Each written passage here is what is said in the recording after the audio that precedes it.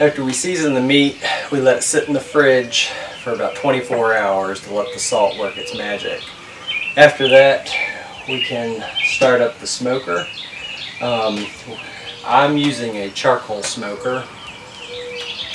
You can use pellet, electric smokers, you can use a stick burner. I choose charcoal because I think it gives you the best taste and you don't have to fiddle with it as much as a stick burner, but you get good meat off of pellet and stick burners and electric smokers as well. You want to run the smoker when you're doing a brisket at between 225 degrees and 250 degrees. For the wood, for brisket, I like to use a hickory apple mix. You can use cherry, pecan, those will be good too.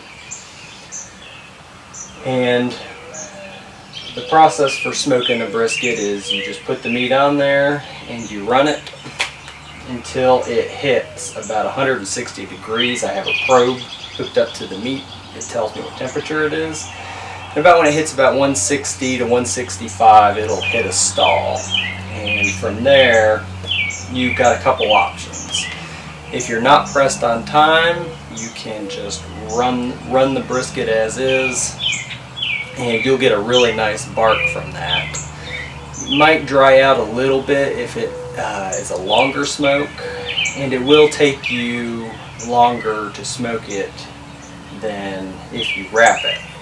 Wrapping is the other option. You can wrap it when it hits the stall at 160 with either tin foil or parchment paper or butcher paper.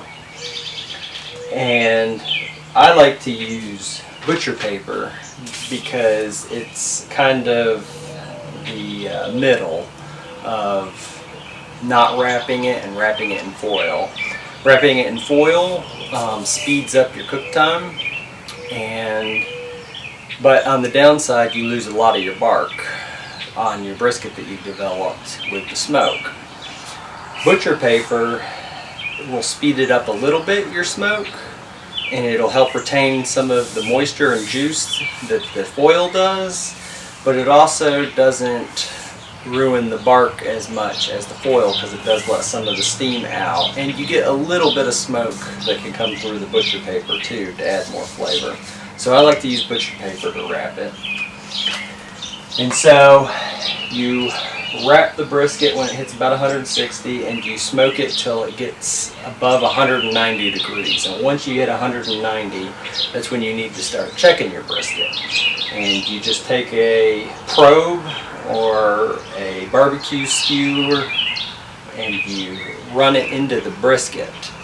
And it should go in like butter. It should just go in and go out very easily and with no resistance. If there's any resistance, smoke it for another 30 minutes and try it again. And once you get that probe to go into the brisket very smoothly, the brisket's done.